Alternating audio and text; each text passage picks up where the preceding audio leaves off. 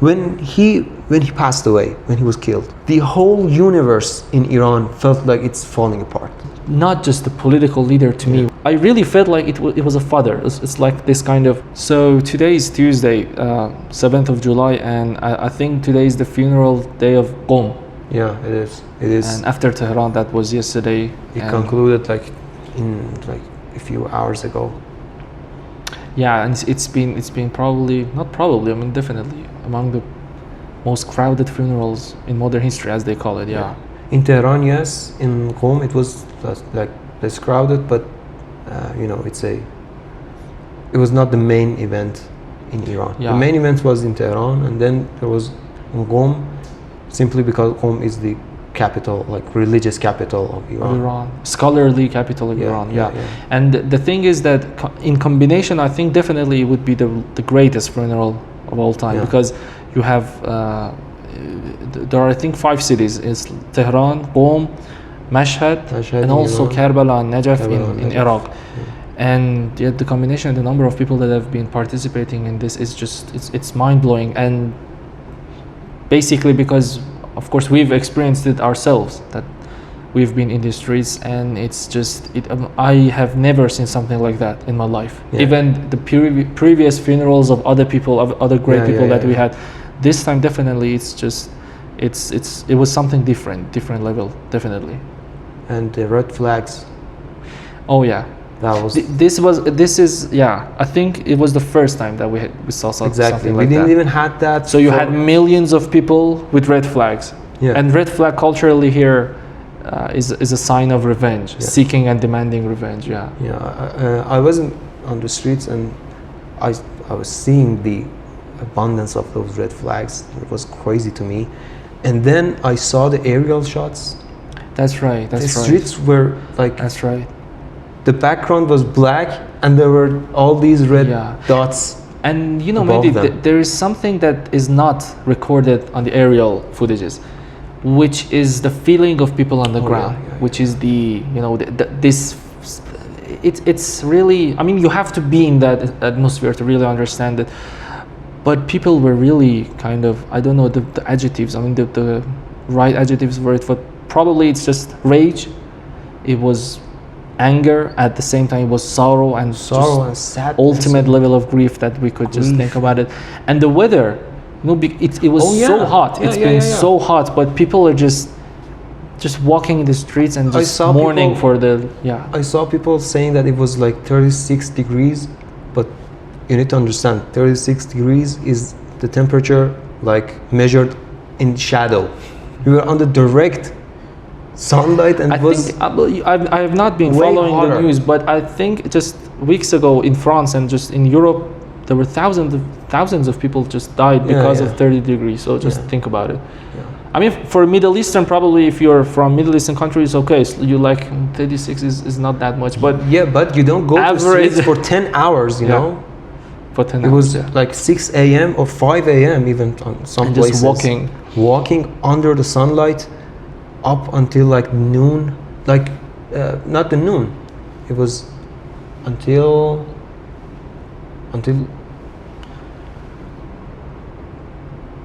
5 p.m.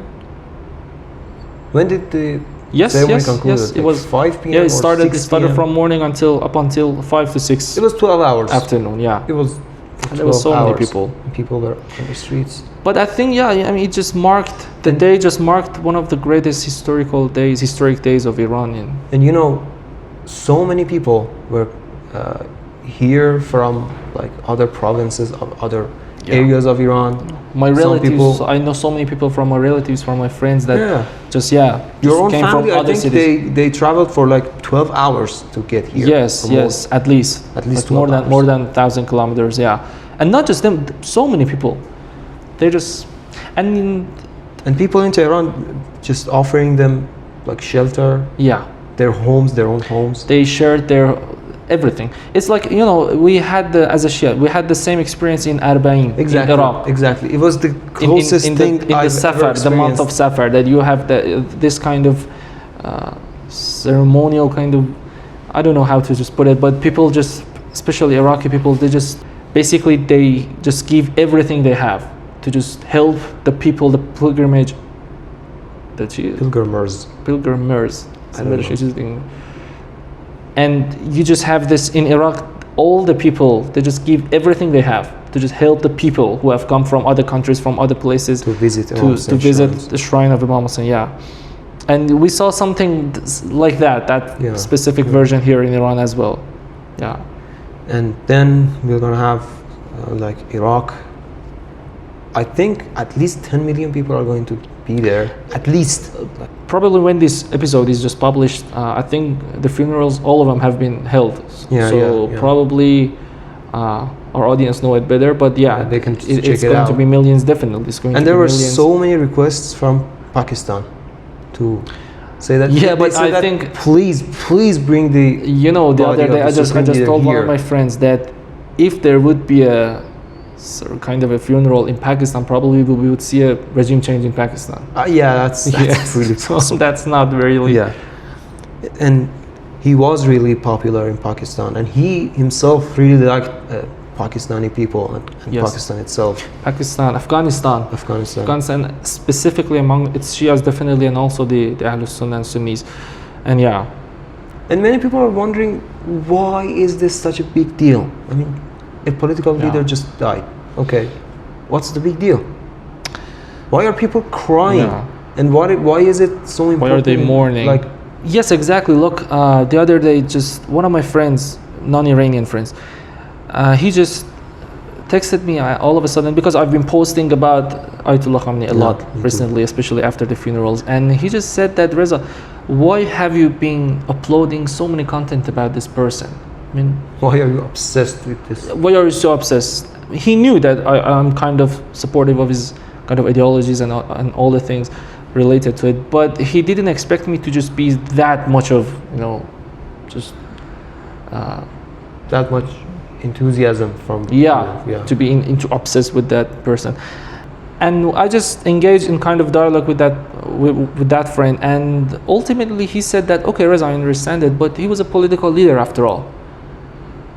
And that was the moment that I thought about it a lot, and I was like, he was not just a political leader to me when I really just introspecting myself, that no, he was I really felt like it was a father. It's like this kind of figure.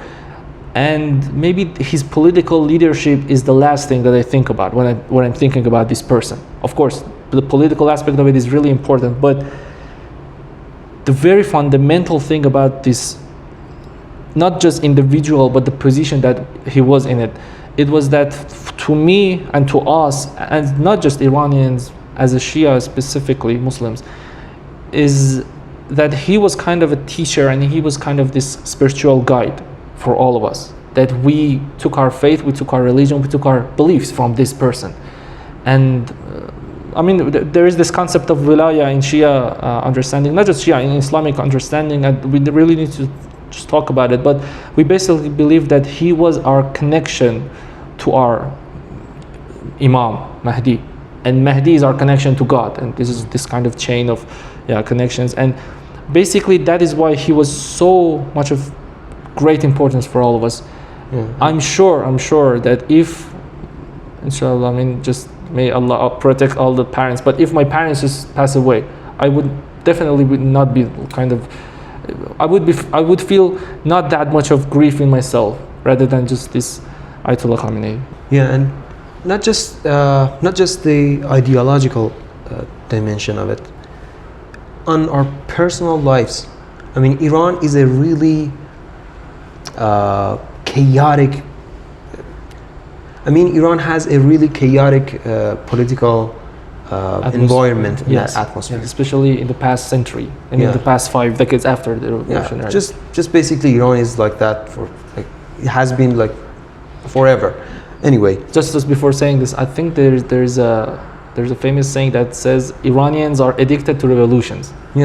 So it just not revolutions, but upheaval. No revolutions. We have 3 main revolutions in our kind of modern contemporary history. I need to talk about it, but anyway. My point is the upheaval. It is constant, and because our personal lives are really affected by all of these upheaval, in all of these ups and downs, it affects us. And something happens, we start to like get nervous, we start to get anxious. Yeah. It starts to irritate us, and we start to worry about future, what is going to happen. And like everything could be an existential threat in Iran. And everything can turn into an existential threat. Rather that we have been under the greatest and the most huge kind of propaganda campaign that you have ever seen on a nation. And also like since 2009 at least, we've been under the direct threat of the United States, that they've been constantly threatening us that they would attack us, and they did eventually. But you know, the threat they did as well as economic pressure. We just checked it ourselves that we had around 6,000% of inflation rates like in the past decade. So it probably, I think the majority of people really don't have an understanding about it. Yeah. And during all of these upheavals, Ayatollah Khamenei really he was the anchor of this whole country. Yeah. Okay. I remember the day after he was martyred, he was assassinated. Yeah. February. I saw one of my cousins, and he was really, he still is not a fan of the Islamic Republic. For a period of time, he was even Pahlavist, such idiot. Okay. Such a stupid person. Even he was scared to death that what the fuck is going to happen right now? I did not see that coming. I didn't see he's going to ever die. I don't know what's gonna happen to us. And like when he passed away, when he was killed, the whole universe in Iran felt like it's falling apart. Okay, because he was such a big and such an important anchor of everything. Yeah. When President Raisi, when his helicopter crashed and he died, like in a matter of hours, the country was without the president, the foreign minister, and a few other officials, important officials. Okay, we didn't have him, and he was in the minds of so many people the top like contender or the top option for the next leader of the country. Yes, probably if he was alive, probably he would be the next supreme leader of Iran. And then the news are that his helicopter went down, and we don't know where he is, and we can't find him. Everyone was nervous. Yeah. Everybody was having a mental breakdown, and Ayatollah Khamenei just called on everybody to come, and they gathered, and it was just like a 10 minutes a very short speech. 10 minutes of speech. He was like, everything is going to be fine. Go do what you're going to do. Don't worry about it. That's it. And people were really calm. And I remember how relieving it was to people. The next day, I had a class with Dr. Arakchi, the current foreign minister. He came to the class, and he like the first thing that he said, other students were like, "What's gonna happen? Like, professor, did you see what happens? What's gonna happen? What's next?" And he was thinking, and he just looked up and said that, "May God protect Ayatollah Khamenei." That's it. That's it. Yeah. He's there, and I don't have any worries for the country. And that's exactly what happened. Like during the next 50 days that we didn't have a president until the next election was held, the country was working and functioning fine. Like nothing happened. You didn't see a lack of efficiency at all, comparing to the situation that the president was. And that's not because the president doesn't do anything. No, the full weight of the running the country is on the president. That's right. Like the supreme leader doesn't engage in himself in little things and like executive matter of things. Okay. No, it was not. The president does. And after the death of Raisi, still the government, the executive branch was running things. But just the fact that Ayatollah Khamenei is there and he's looking after things. It was heartwarming for anyone that was, everything was calm. And this is how important he was for like all of us personally. And there is another level to it, and I really think that we need to talk about it. People don't think about it. People don't know about it. And that's his role in the region. this person's role in this whole region and the whole world, basically. Yeah. And the most important part of that is in resistance against Israel. The Palestinian cause. Yeah, the Palestinian cause is a part of it, but it's not just confined to that. Of course, it's like, I recorded a clip. I was in his funeral ceremony in Tehran's Musalla. The clip is on my TikTok. And I was talking about the fact that if it wasn't for him, if it wasn't because of Ayatollah Khamenei, probably the most likely outcome would be the Palestinian cause would be forgotten.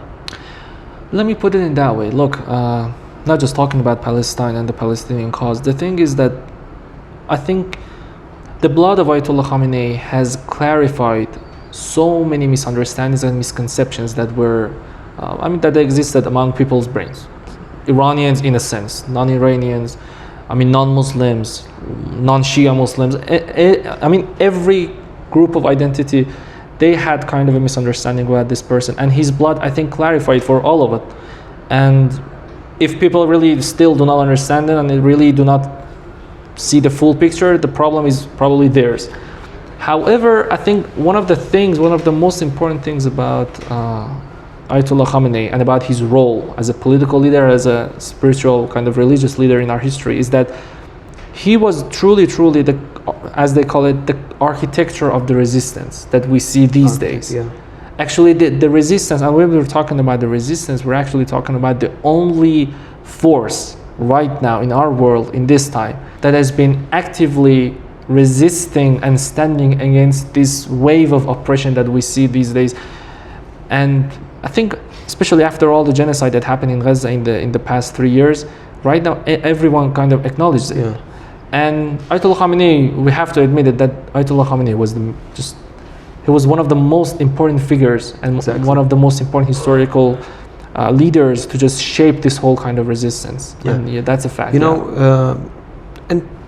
I don't really agree with you on the fact that if they don't get it, it's their problem, because no one has explained it to them. I'm so angry. There's just been all this propaganda about it. That's right. When the thing is, there was this comment under my video that I mentioned, that in that video I said that he was the one that decided to arm Palestinians and to enable them to resist for themselves. Okay, and if it wasn't because of him, there would be no real support for an armed resistance in Palestine, in Lebanon, and elsewhere. In Yemen, in Iraq, and Syria, all other places. And somebody said that, okay, what did that arming brought to those people? It's just destruction and stuff. Yeah. And I was That's the UAE propaganda. Yeah. What are you talking about? Let's look at Lebanon first, and then we'll come back to the Palestinian issue. In Lebanon, there was this civil war for 16 years. And Israel all of a sudden decided to go in and occupy half of Lebanon.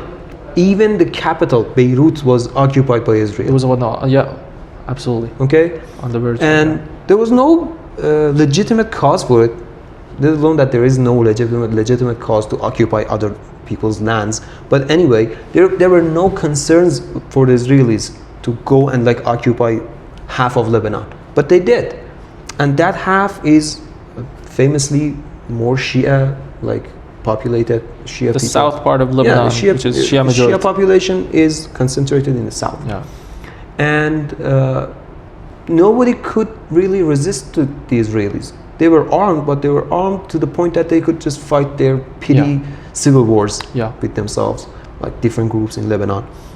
And Iran, specifically Ayatollah Khamenei, decided that no, we cannot let this shit happen, okay?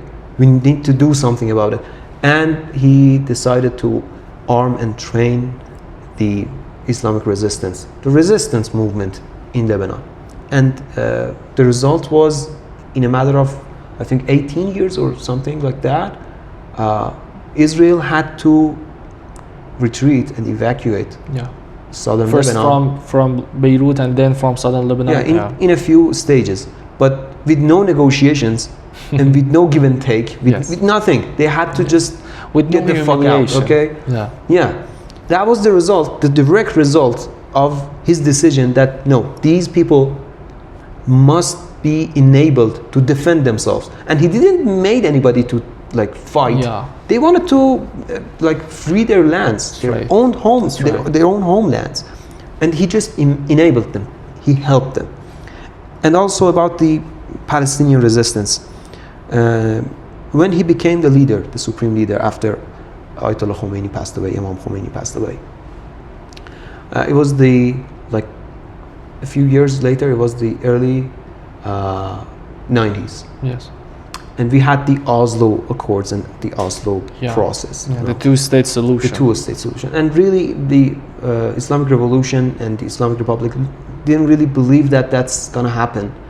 And Islamic resistance groups in Palestine, like Hamas. They didn't really believe in that solution. They said that no, that's just something that they believe that is just something to distract people from the real solution. That is the occupation must end in Palestine. And the apartheid. But he said, Ayatollah Khamenei said that if that is the decision of the Palestinian people, we'll respect it. Yes. Who are we to decide for them? But we don't think that that's gonna bear any meaningful result. And it didn't. And at the same time, the Americans, that was like the unipolar moment of the United States. They thought that they can just after the collapse of Soviet Union. Exactly. They thought that they can do anything they want all across the world, and no one can like bother them, and it will go smoothly as they wanted. And it obviously didn't. But they wanted to remove every Islamic movement in the region, and especially in Palestine, from the process. That's right. And just go with the Oslo Accords and go with the Oslo process for peace, as they call it. And what happened was that the PLO recognized the existence of Israel. Existence of the occupation. Occupation, exactly. And said that, okay, those 67% of Palestine that you occupy currently, that's legitimate, that's your land. I don't have any claims on it. Just give me the rest of it. Yes. And the Israelis didn't commit to that. Course, and they didn't commit to, and they didn't recognize a Palestinian state. And it didn't go well for the Palestinians, obviously. Israel got what it wanted and just got out of the deal, got out of its commitments. And at the same time, there was this really weak and young movement, Islamic movement in Palestine. Up until that moment, most of the resistance from the Palestinian side was kind of a leftist. It was inspired by the leftist ideas or the pan-Arabism, nationalism, pan-Arabist movements, and that was the deal. There was this really young movement, Islamic movement in Palestine, and they didn't have anybody to support them. They said that we believe that even if we are going to just settle, at least for now, for these parts of the Palestinian territory, the Palestinian land that is left to us, like those 20 something percent, we need to fight. We need to take it from the Israelis. We can't just let the Israelis or talk to them and ask them, please give us something. We need to fight it. We need to stand for our people. We need to resist. We need to resist, basically. And Ayatollah Khamenei was like, yeah, I agree. Let's go. You should do. You should resist. And they wanted support, and Ayatollah Khamenei gave them that support. Yeah. And it was just the support, nothing else. They were not even Shia groups. They were Sunnis. Okay. Definitely. Yeah. Like contrary to what some propagandists are saying, that he was like looking for a Shia dominance. They always they say that he was looking to spread and just pursue the Shia agenda. Yeah, and the Shia dominance in the region. That's not the case. That is not the case at all. Yeah. The main, like the really centerpiece of the whole resistance idea and like ideology is the Palestinian issue. And the Palestinian issue, the Palestinian people, they're mostly Sunnis. And that's the Palestinian ridiculous. movements are Sunnis. That's really ridiculous, because if he really wanted and if he really sought to just, to this kind of Shia dominance in the region, the best thing for him and for Iran was to just co-op with the Americans. Exactly. Against the Sunni resistance, as they want to always separate Shia and Sunni in their kind of discourse. So this is ridiculous, of course. And he always said, and he always believed that the number one issue of the whole ummah, for the whole world, let's say, was the Palestinian cause. And he, of course, that's why I say that his blood testifies that he was really sincere in what he was saying. What happens after that was that with Palestinian people seeing with their own eyes that those ideas of the PLO doesn't work, the popularity of the Islamic resistance went up, like exponentially. Just rose, And in the first election that was held in Palestine, in the Palestinian territory, they won. They won the elections, and they became the power in there, the legitimate power. But there was this coup, and the Israelis didn't accept the results. The Americans didn't accept the result of democracy. We're talking about the years of 2005 and 6. And they were just. And the Islamic resistance and the Islamic movement just managed to take control of Gaza. That's what happens. And Ayatollah Khamenei and the Islamic Republic under his leadership kept giving them what they needed, that no one else was. Without asking for anything. This is the clear testimony of Yahya Sinwar, the leader of Hamas. Exactly. That he says that Qasem Soleimani, who was the general of Ayatollah Khamenei in pursuing this agenda, this whole kind of project, the Palestinian project. Yahya Sinwar says that he was a nice man, and he told me that we give everything we have, and we don't want anything in return. This is something that the majority of people, unfortunately, because of, propaganda, because of so many things that we could talk about it, but they were not aware of it. Exactly. But that was the reality on the ground. Exactly. You can imagine if Ayatollah Khamenei was ready to give up on the Palestinian issue and Palestinian cause, it would be an instant and easy deal with the United States that left the sanctions. Definitely. The nuclear issue wouldn't be an issue anymore. Nothing would be an issue anymore. Okay? It's just the resistance. It is just the Palestinian cause. And he stood by them, and he stood with them. And even the October 7th that happened, which started all of these awakening around the world about the Palestinian issue. That's right. That was carried out by the Islamic resistance in Palestine. And if it wasn't for the October 7th, we had the full normalizations of like all the Islamic Arab countries specifically, and all the other Islamic countries probably. Israel. Yes. And the October 7th operation was not coordinated with the Islamic Republic. Ayatollah Khamenei didn't know about it. And it made so much trouble for him.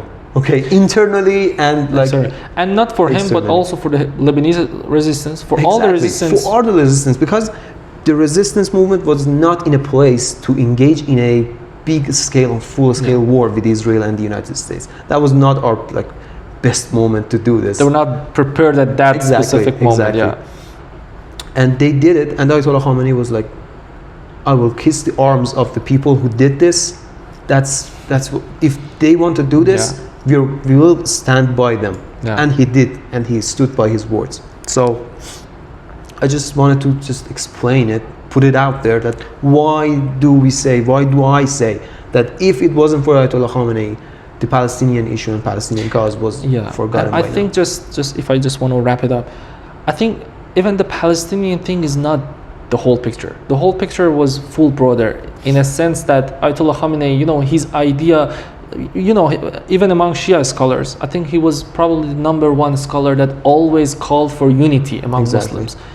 And unity of Muslims, Shia, Sunni, and other sects. I think it was one of the most important issues of importance in his mind, and he always advocated for it. I think he was by this kind of agenda, following this kind of a project, he was looking for a situation in which, after centuries of constant humiliation, after constant years and centuries of degradation of the Muslims, of the Ummah, he was looking for a situation in which Muslims and Islamic countries and Islamic nations, not just Islamic, but because we're talking in the context of the Middle East and the Islamic countries, I'm insisting on Islamic. He was looking to a situation in which Muslims are independent again. And you know, one of the main keywords of his kind of his own idea about his own agenda was that we are trying to revive the Islamic civilization. Exactly. And in order to revive this Islamic civilization, first of all, we need to be independent from this, let's say, the Western civilization that have been kind of imposed upon us, which of course Israel is just a part of it. Israel is just the kind of one of the most important strongholds of this kind of occupation, if we call it, in our region and in our world. And that is why he actually spends all his life trying to guide all people and just trying to just lecture all people to stand for that cause. And I think that is what makes him distinct from other leaders and other rulers of our country, of our kind of, let's say, world right now. And that was, yeah, exactly. So I think that's it for today. If you're still here, please like and subscribe. And if you know anybody in your friends or people around you that is crazy enough to care about these issues, we're trying to talk about them. We're trying to give a new perspective about all these issues. Please share it with your friends, introduce us to them, and thank you for watching. Yeah. And if you have any questions, if you have any controversy, because you know, these things that we talk about and these stances that we take, there's so many people who are against it, who oppose it, and I'm just like, okay, let's just talk about it. Let's just fight. Yeah, you can contact us in our Instagrams, in my TikTok. Yes. The links and stuff are in the caption. So thank you everybody. Right.